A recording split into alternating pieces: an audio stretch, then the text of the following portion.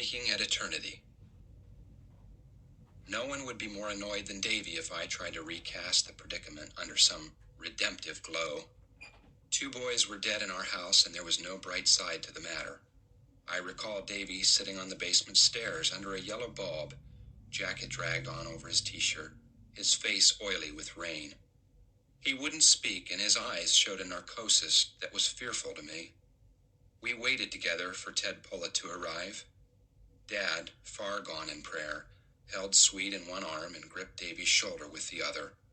I recall a sensation of splitting in two, of becoming smaller. I babbled to Davey that it would be all right, that he had not meant to do it. Which woke him from wherever he'd been, for he turned and snared my wrist. "Don't say it's all right, Rube. Don't say it. I meant to do it.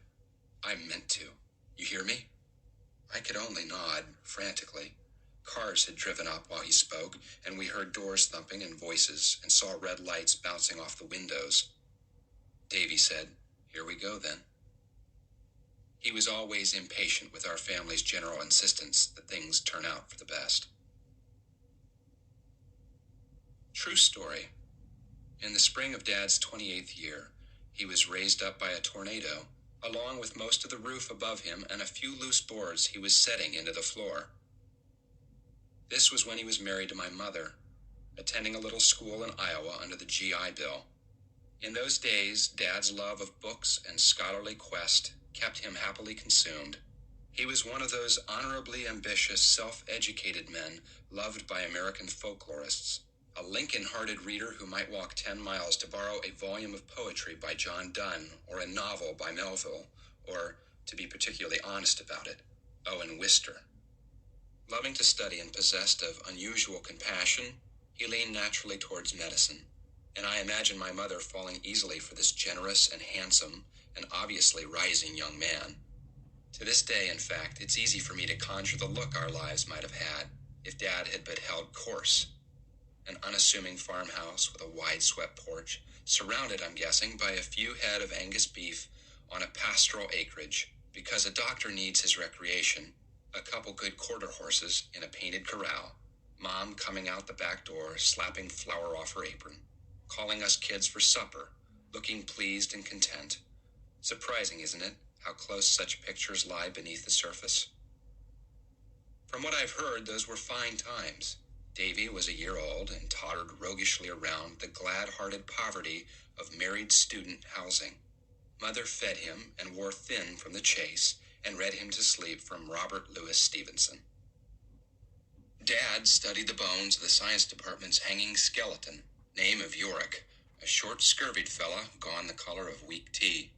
Professor of Dad's told him Yorick was no conscientious volunteer, but was instead a hard-luck Calcuttan who'd been dredged from the Ganges River and been boiled clean and had ridden the black market to the American Midwest. It made a person think.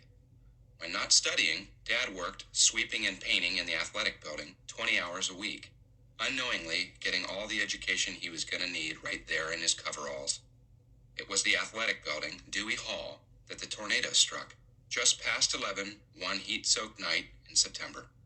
This, by the way, is the only story Dad ever told us in whispers, how the tornado came cruising up out of the south, birthed from a yellow cloud, how it touched earth at the fringe of town, a pale umbilical rope, to corkscrew almost shyly up College Drive, gathering dirt but little else.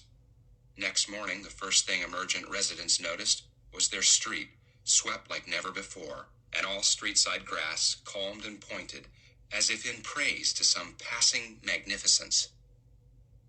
Dad was working late, installing new floorboards on the basketball court where a light fixture had fallen the previous winter.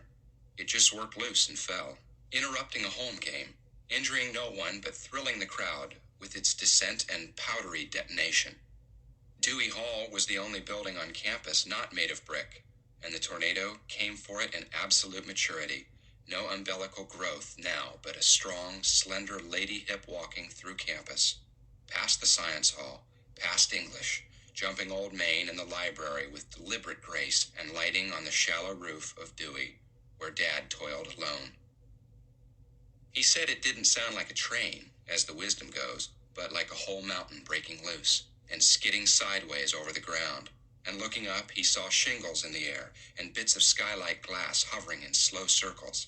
He saw incandescent fixtures likewise floating, torn from their sockets, yet filaments whole and gloriously charged by some storm-bent physics. And as he sprang for the basement steps, not 50 feet away, he heard the great slab of ceiling tear loose and felt himself move upward, ascending in bodily confusion out of the range of gravity and earth and earthly help. Meantime, my mother, awakened in their third-floor garret by the hissing wind, leapt up in time to see the rotating head of the funnel coast overhead, lit municipally from below. Gusts of sand raked the panes. No accumulation of hard feelings can diminish my admiration for what she did then, which was to fly nightgowned into Davey's tiny room, seize a folded quilt, and brace it against his window. Thus she stood while the noise rose from a hiss to a many-noted baying. Thus she stood as all lights failed and glass burst elsewhere in the building, and the noise became everything a mind could hold. As Dad told the story, this was always the moment of triumph, the turn of the war toward winning. Mother is leaning against the window, standing between the gale and little Davey, and at the storm's very crest, when it is like a war comes seeking what it might devour, she feels the slightest easing in the glass. At the same time, Davey stirs and smacks. He rolls to his stomach. The glass goes still beneath her hands, and by the time Davey settled back into sleep, the war's moved on to the north. But do you think the worst is over? Remember, Dad is only now on the ascent. Hammer in hand, he's peeking at eternity. Mom's tears of relief are just standing at the corners of her eyes. Nope, the worst for Mom, at least, is still to come. First thing she did, Dad told us, after the storm moved on, was to run out groping for the hall telephone they shared with the third floor. To ring up Dewey, of course. To check on Dad. The line was dead, no surprise. But a strange thing, the handset was hot. Not warm as if from someone's hand, but hot. Charged, voltage goosed. Mother had it to her ear before her palm registered pain. Later, she would say the scorched phone scared her more than the storm. It seemed outside of nature. It foretold evil. Dropping it, she felt her way back and pulled Davey from his crib and held him for comfort. I imagined them at the window she stood braced against, looking across campus, but you couldn't see Dewey Hall from there. The lights were still out, and anyhow, Old Main stood up between them. Within the hour, someone knocked. In the dark, wrapped in a robe, Mother opened the door to a small committee of men, their lantern-lit faces the color of burning paper. The man in front said, "Mrs. Land, Dewey Hall is down." And there it was, the worst. She heard them out, their descriptions of the torn building, the void where the roof had been, the twists of painted siding and electrical wire, and ruinous plankage spread northward in a long littered swath. They'd taken lanterns and hoisted wreckage and found no sign of Mr. Land. Others were searching even now. They needn't have told my mother she should prepare for still harder tidings, but they were clumsy fellows and no doubt completely at sea. Was there a right way to deliver the sort of news they carried? As to my mother's state of mind in those next hours, I can only guess. Once in my life I knew a grief so hard I could actually hear it inside, scraping at the lining of my stomach, an audible ache, dredging with hooks as rivers are dredged when someone's been missing too long. I have to think my mother felt something like that. Maybe Davey woke and distracted her. Maybe she was numb. Maybe she had the reserves to begin planning, even then, how best to make her way in the world that had been so friendly only the night before. All I know for sure, from Dad's telling, is this. She was at the kitchen table late that morning, having dressed and fed Davey and set him to riding his rein footstool, when the hall phone, restored to service, began to ring. She sat a long while, wanting someone else to get it, but the whole floor had emptied, gone to class and to work, and to walk blinking round the former Dewey Hall. At last she got up and answered. A woman asked for Mrs. Jeremiah Land. "Speaking?" said my mother. "Did your car survive the storm, Mrs. Land?" the woman asked. My mother said sharply, "What are you talking about? Be patient with her now. Think of her long night." "Mrs. Land," the woman said, "I'm Mariana Evans. Our farm is 4 miles north of town. I got a man here drinking coffee on my porch. He says he's your husband. Well, we all hold history differently inside us. For Swede, such episodes retold themselves into seamless and momentous narrative. She had a Homeric grasp of the significance of events, and still does. One of her recent letters asks, "Is it hubris to believe we all live epics?" Perhaps it is, but I suspect she's not actually counting on me for an answer. Dad, he himself would say, was baptized by that tornado into a life of new ambitions, interpreted by many, including my mother, as a life of no ambitions. Finishing out that semester, he moved his family off campus and found work as a plumber's assistant. This was the anticlimactic denouement to his whispered tornado story. Having been whisked through 4 miles of debris-cluttered sky, having been swallowed by the wrath of God, and been kept not just safe, but unbruised inside it, having been awakened mid-morning in a fallow field by a face-licking retriever, Dad's response was to leave his prosperous track and plunge his hands joyfully into the sewer. An explanation is beyond me other than to repeat what he would often say. The story ended, his hands tucking up the blankets. I was treated so gently up there, kids. But the whole thing bothered Davey, and with Dad out of earshot, he'd say so. You couldn't get blown around in a tornado, he said, and not get banged up. It didn't make sense. It wasn't right. Swede challenged him. Are you calling Dad a liar? Of course not. I know it happened. It just shouldn't have. Don't you see that? No, Swede replied. But I saw what he meant, or I would eventually. Davey wanted life to be something you did on your own. The whole idea of a protective fatherly God annoyed him.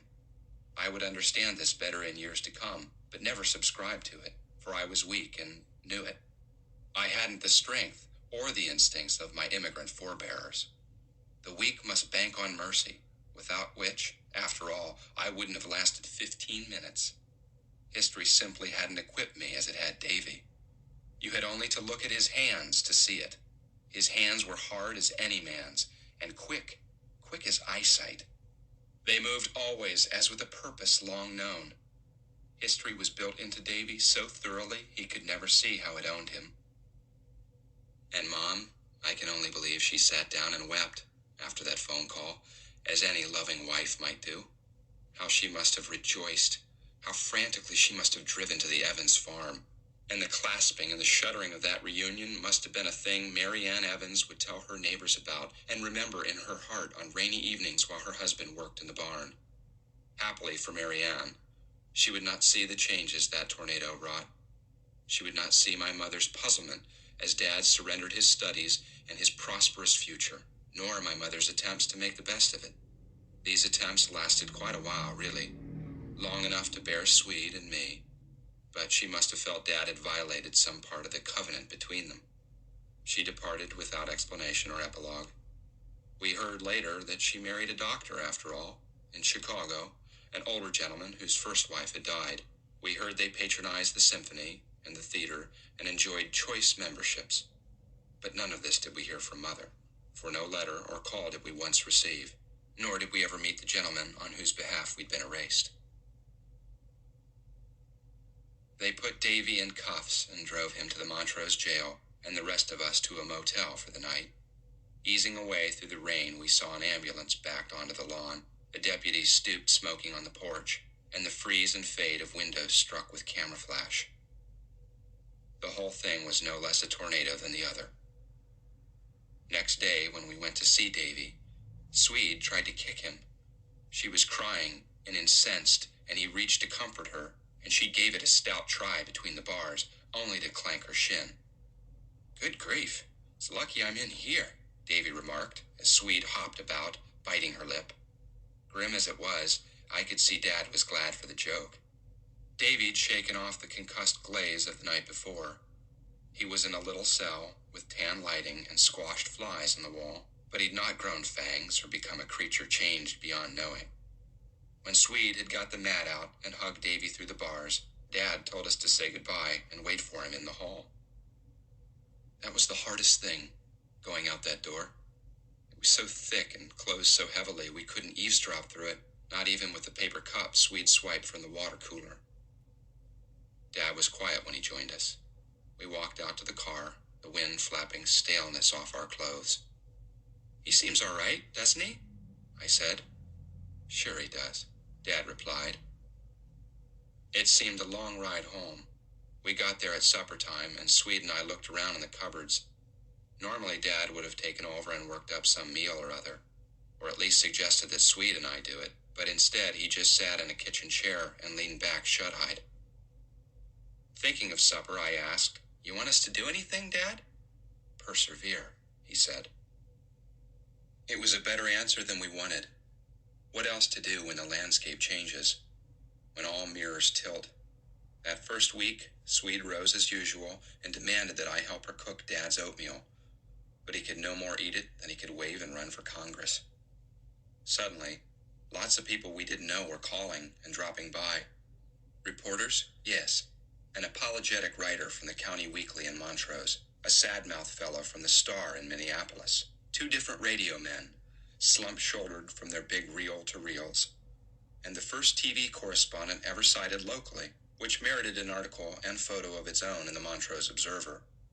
We also heard from certain bold and ambitious lawyers who'd read the early accounts, and, for some reason, from a slew of young women who'd seen Davey's tragic mug in the news and imagined him misunderstood. Meantime, a lot of people we did know, and whose cheerful encouragement I'll bet Dad could have used, were staying away. A few examples?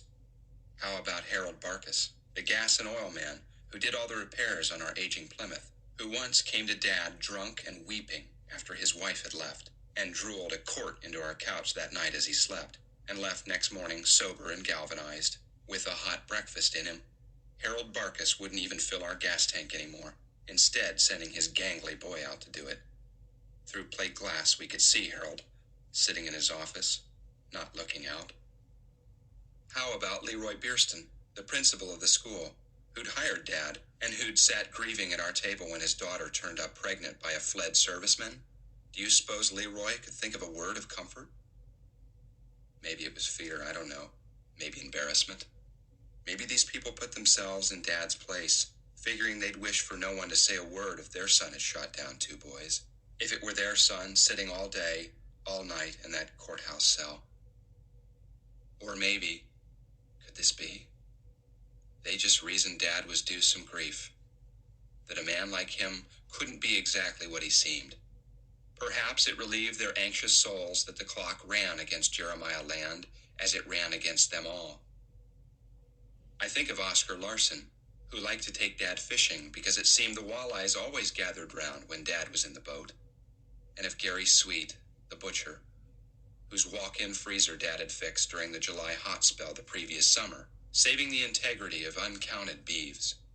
I think of Ron Simonson, the odd jobs man, who could count on Dad for occasional work, sharpening mower blades, shingling the garage, doing such tasks as Dad would have been delighted to do himself had Ron not needed employment. And I think, can't help it, of those friends of Job's in the Old Testament, the men who came to Job as he lay there in his bed of ashes, all twisted with boils and the loss of his children, and said to him, "Now what did you go and do?" Of course, vindictiveness is an ugly trait, and yes, I do mean to forgive all these nice deserters. I mean, eventually, to say, to their ghosts, if not to their living faces, "It's all right, I understand. I might have done the same thing." Not yet, though. Let me bear witness first. 2 men I remember who did not desert. No, 3. They were the Methodist preacher James Reach and Dr. Animus Noakes, and also Mr. Layton, first name of Gerard, the dime store man who had been struck of the spirit at the hand of Reverend Johnny Ladd. Reach and Layton and Noakes. These 3. Strangely, it was Dad who seemed to suffer most, and Dad whom these few rallied round, while Davey, who had aimed and fired, aimed and fired, aimed and fired, Davey sat suspended on a county bench and seemed on the whole the same boy who'd always been my favored brother. Though some thinner, he didn't eat much in there. I remember a moment when he rose from his seat against the cinder block and put his arms around me through the bars, and I put mine around his narrow waist. Then I saw how dark he was beneath his chin, and how his skin looked rough and loose like a much older man's. He grinned and wouldn't let me cry. "Say, Natty," his hands strong upon my shoulders, "don't you eat those geese yet? You keep those in the deep freeze till I get out. Just a little while." At this I recall a stirring of the jailer, who stood close by, a fleeting chuckle of his keys as if at Davey's words, "Till I get out. A little while." But I held my eyes on Davey's and saw a thing that jailer couldn't. I saw the shine of certainty, of faith, of some knowledge inside my brother, and I knew in whom I could believe. But if Davey didn't get much reassurance in person, and even Dolly didn't go see him, not right away, he surely did get it through the mail. Especially those first days, when the newspapers leaned graciously in his direction. Not the Montrose Observer, which still had the Finch and Bosca families to live beside, and so took an almost ludicrous care with the story. But the Minneapolis Daily's first few headlines were the stuff of scrapbooks. Teenage son defends home and family. Held without bail at 16. Davey Land jailed for shooting assailants. Davey's sister. "He saved my life." This last was a triumph for the solemn fellow from the Star, who sat at a distance watching our house until Dad went into the backyard to rake. The reporter then sprinted to a phone booth, Clark Kent-like, dialed our number, and by pure good manners got a sentence or two out of Swede before Dad, hearing her voice through the screen windows, returned, rightfully suspicious. These stories lit fuses under an astonishing number of folks. They wrote letters as if impelled by nature, as if Davey embodied whatever it was they'd thought long lost and wanted back. Dear Davey Land, in this godless day of corrupt youth and permissiveness towards criminals, it is reassuring to see a young man stand up in defense of hearth and home. That you are reading this in jail is no surprise to me, but instead a sorrowful commentary on the way we treat those who dare to do what is right. Lest you begin to doubt yourself, let me reassure you. Those fellows who broke into your house were cast from evil molds. They had in mind to hurt and kill, and they reaped what they had thought to sow. Your bravery gives us all new hearts. Sincerely. Dear Davey, I'm a widow, young, whose good husband died 2 months before our house was broke into by a bad boy from the neighborhood. Often, I have wondered what my husband would have done had he been here, and now I think I know. He was a strong man. He had eyes remindful of your own, as struck me when I saw your picture. I am sorry for you to be where you are right now, but am praying for you daily. Will there be a trial? I'm enclosing a recent photograph of myself. Warm regards. So many letters came in those first 2 weeks that one of the deputies, Walt Stockard, who'd managed to father 4 restive daughters before his 27th birthday, brought in a shoebox to hold them all. The shoebox was festooned with pink ribbons and all manner of brocade and peppermint swirls laid on with crayons, so that it looked like it ought to hold valentines. Every day, Stockard would replenish the box from that morning's post, and in slow hours would pull up a chair and prop his boots on the bars, dipping into the mail and reading aloud. Here's one from Maggie in St. Paul. Dear Davey, I'm in the 9th grade at Washington School. We have just begun to read William Shakespeare. Our teacher, Mrs. Willis, demands we read Julius Caesar, even though he knows it's Romeo and Juliet we all desire. I hope you will write back. I would like to have a pen pal. Maybe we could tell each other our thoughts. I'm only 14, but everyone says I'm mature for my age. And say, Davey, it's got perfume on it. None of this was comforting to Dad, however. There arrived a day when the phone budged into our dinner table quietude, informing us that Davey would be charged with 2 counts of manslaughter. That charge instead of murder because of Davey's age, and because the victims had entered the house bent on mischief. Mischief? Swede said. Mischief? I knew what she meant. Mischief was the word Dad used when we ventured into the timber with a hat full of firecrackers, meaning to explode cow pies. In fact, we were now beset with a whole lexicon of legal applesauce.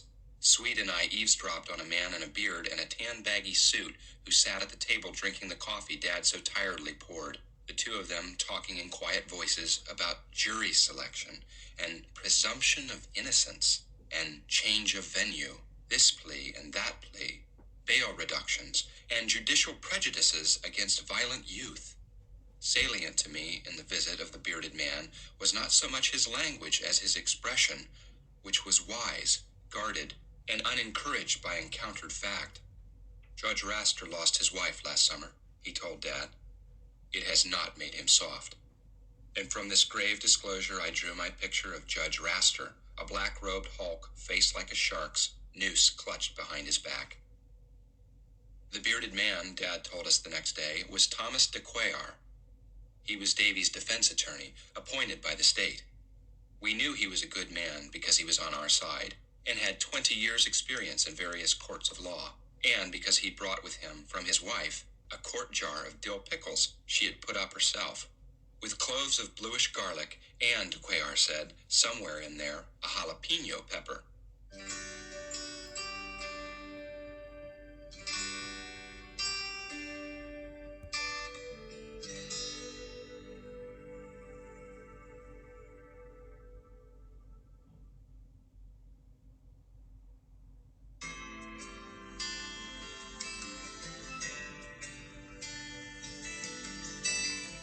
Days came, went, Davey sat.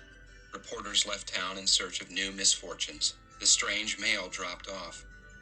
One morning, Swede didn't come out of her room and foiled my snoopish concern by propping a chair beneath her doorknob.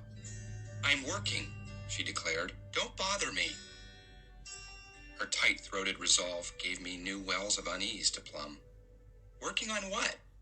Isn't your business." She was writing, of course. I could hear the whir of the typewriter carriage as she rolled in a sheet. The fact made me nervous in some abstruse way. What I wanted was for Swede to be Swede, that is, glad and happy and belonging to me, as usual. We'd always been an exclusive pair, she being smart enough for the two of us and never begrudging me her secrets. "Is it sunny sundown?" I asked, sounding, I know, like some dumb, jealous boyfriend. But all the same, you should have heard the passion she was pouring on those keys. She didn't answer, so I moped away to the kitchen to eat cornflakes in solitude. Dad was back at work by now, having taken leave after the shootings, and by rights we ought to have been back in school. But Dad, though a believer in education, had never respected the glowing objective of perfect attendance. A goal set for kids, he said, by adults with ruined imaginations. Before returning to his job, he'd sat down with Swede and me and asked if we felt ready to undertake classes in sociability again, or whether we'd like another week at home. What do you think we were, idiots? Besides, I suspect Dad didn't want us back in school yet. He was weathering quite a gale there himself, though we didn't know it. Superintendent Holgren, first name of Chester, a man whose face was a minefield of red boils, had decided to scour that janitor's teeth. His precise words, as told to me later by the daughter of a school board member who'd invited heinous old Chester over for rolls and gossip. I will give you an example of such scouring. Remember how the night Finch and Bosca broke in, the rain changed to snow? Well, it snowed 2 inches before changing back to rain the next morning, and the rain came cold and steady for some days thereafter, so that the gutters of roofing ran with brown water, and runoff from the railroad grade sated the yards of trackside residents, and the boulevard maples and elms grew rank and black, their limbs swooning. Had the city been more carefully engineered, had the storm sewers been of greater capacity, or the school been built on higher ground, this would have been harmless enough. And yet, on Saturday afternoon, 2 days before Dad returned to work, the sewer system came full. It was stuffed. Squatting on its low plot, the school became a living illustration of the properties of water, which, as you know, seeks its own level. How much detail do you need? How much can you stand? I'll spare you beyond saying that when Dad got to school Monday morning, he encountered a basement shin-deep in evil, a swamp of soft terrors afloat and submerged, a furnace choked and dead, a smell to poise your wits for flight. Superintendent Holgren called off school, of course. But do you think he called a plumber? The first 2 days, Dad didn't even come home. He telephoned to ask that I bring him a sandwich and a clean shirt. His voice betrayed the headache that had been riding him all week. When we reached the school, Dad met us at the top of the basement steps. His hands were clean, but you ought to have seen his clothes. He tried leading us away, but we looked past him and beheld what he was up against. Did you know that air can have a taste? "Where's Mr. Ringman?" Swede asked suspiciously. Mr. Ringman was second janitor, meaning he didn't have as many keys as Dad. "Well, he left." "Couldn't you come home?" I asked. "Mr. Ringman gets to go home."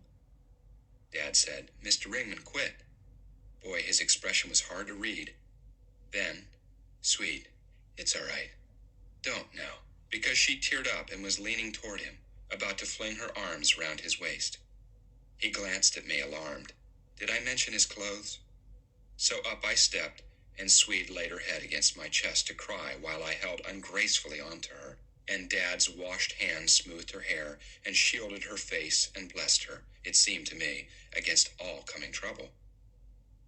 Of note, I think, is that Roofing Elementary actually had a contract with a pipe and furnace man in Montrose in order to deal with just such catastrophes.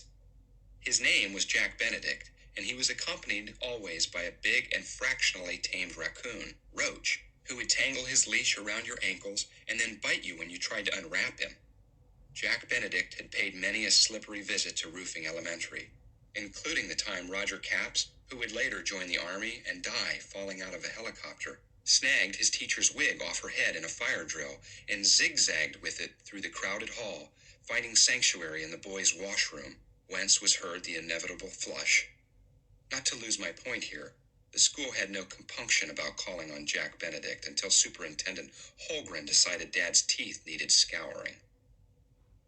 As far as I was concerned, Mr. Ringman had the right idea. But Dad just bent to work, firing up a wide-mouthed pump that sucked with a repellent sound and coughed organic matter through a window into a parked truck. He dismantled the furnace, cleaned it piece by piece. He mopped and disinfected, his fingers and lungs corroding from borax. His lack of complaint must have provoked Superintendent Holgren, who came to our house after Dad finished up. It was 8 in the evening. Dad was in the tub with his head on a rolled towel. Holgren clomped up the porch and knocked hard. I opened the door and stood there. He wasn't coming in, short of pushing me physically. "Evening, Mr. Holgren." I hated him, I'll admit, and would soon hate him more, but a person had to feel sorry about his face.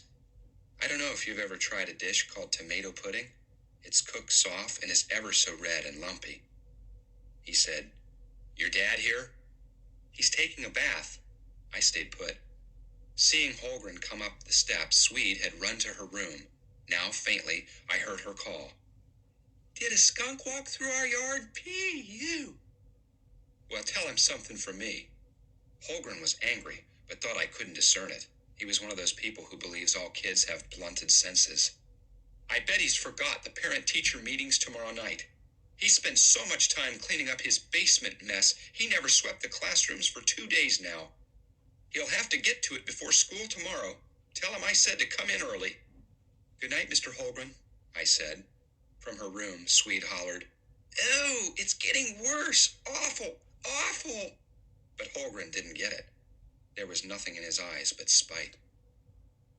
So home we stayed, Swede and I, for 1 more week. The lawyer, Thomas de Cuellar, came by several times. He said little to us about his hours spent with Davey, though he later remarked he'd never represented anyone so unconcerned with his own defense. Patient enough in telling the facts, Davey balked at attempts to place him in too kind a light. Mr. de Cuellar saw the shootings as a clear and winnable self-defense in which Davey's hand was forced to violence, a rhetoric that displeased my brother. He was not forced, he told Mr. de Cuellar. If he hadn't wanted to shoot those fellas, he wouldn't have done it. To say otherwise suggested he, Davey, was not in control of his actions. Mr. de Cuellar suggested we are all forced at times. We are none of us wholly our own masters. Otherwise, why couldn't Davey simply leave his cell, walk out a free man? And Davey, who could be contrary, replied, "Well, maybe I will." Nor could Mr. de Cuellar raise in Davey a suitably dramatic remorse. Though Davey allowed he felt bad, about Tommy especially, he couldn't see what this had to do with his defense. Mr. de Cuellar said the court was sometimes inclined to mercy toward the contrite, to which Davey replied if contrition meant a soul-felt repentance born of wrongdoing, then it had yet to kick in. Poor Mr. DeQuare. Even his petition to have Davey tried as a juvenile was slapped down, a decision that brought a few more calls from reporters who wanted reaction from the family. Speaking for myself, the notion of Davey as a juvenile never made sense anyway. 16 or not, Davey was an adult, and had been for a long time. Swede, meantime, sat in her room, whacking at the typewriter and occasionally banging her palm on the wall in frustration. This went on for hours. It was unnerving.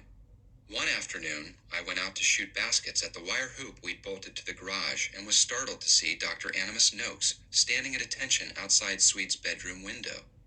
He was carrying a sack that I knew by now would contain a loaf of Mrs. Noakes' onion bread, and with luck, also a pie.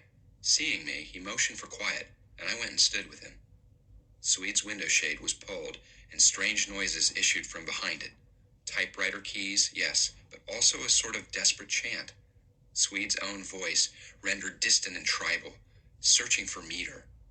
Dr. Noakes looked a question at me. "Doggone poem has given her trouble," I said. I felt pretty resentful about it. We weren't at school, after all. A lot of good free time was going down the drain. "Ah," said Dr. Noakes, as if some great mist had parted. Then, "Reuben, you look like a boy who knows how to treat a pecan pie." That same night, I remember because the pie was still very much with me. Swede showed up in my room, dragging her sleeping bag. It was one of those cheapies with a vinyl shell, and I heard it crinkling all the way from the hall closet. She opened the door and pulled it in after her, vinyl and mold smell entering too. And she spread it on Davey's bed and snaked down into it and thumped Davey's pillow until it was comfortable and she was sure I was awake. I whispered, "Hi, Swede," not caring a bit that I sounded overjoyed to see her. I was overjoyed. She'd been grousing in her room for days, and I'd started to wonder, had I made some grave mistake? "Reuben, can I sleep in here?" "Sure." There wasn't much moon. All I could see of her looked like a white kitten crouched on the pillow. "From now on," she said, "till Davey gets back."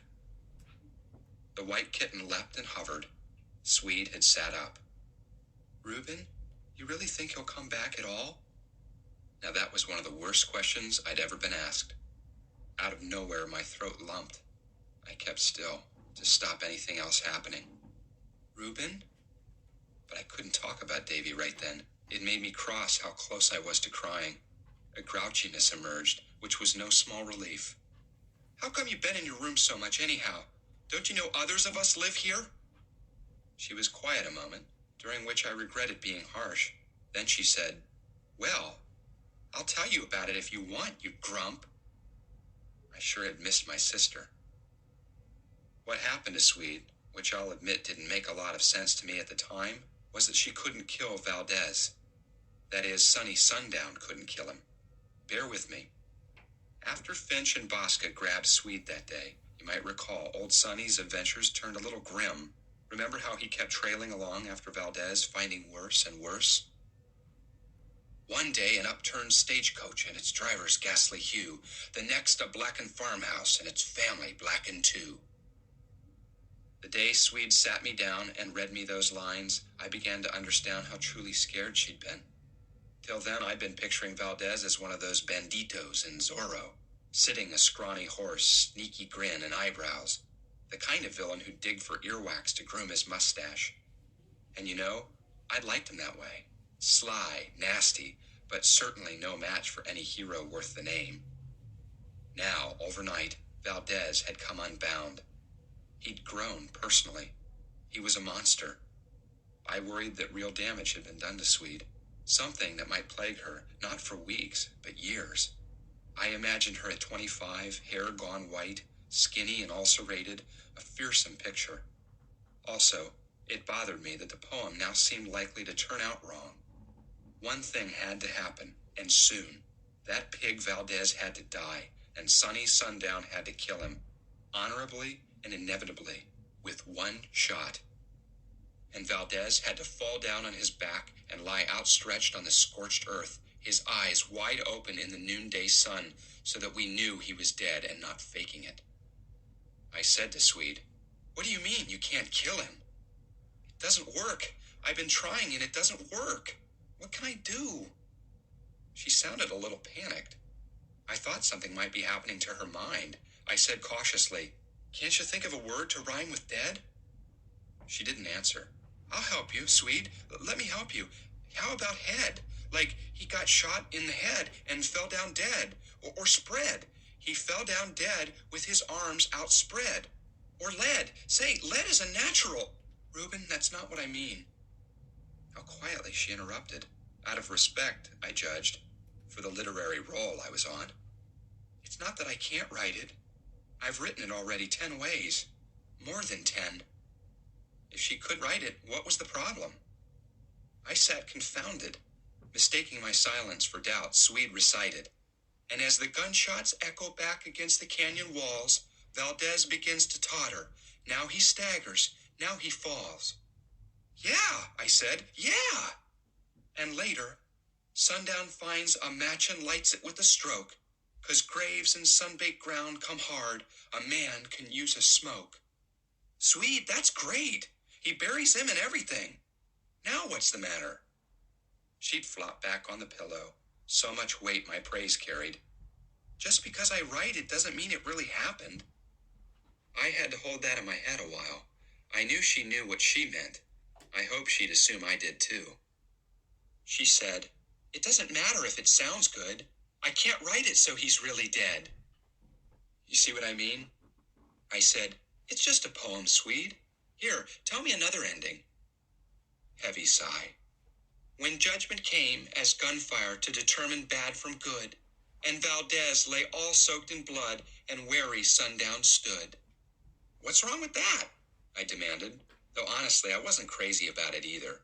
I preferred the one where Sonny lit the cigarette after putting Valdez in the ground. "It doesn't work," she declared.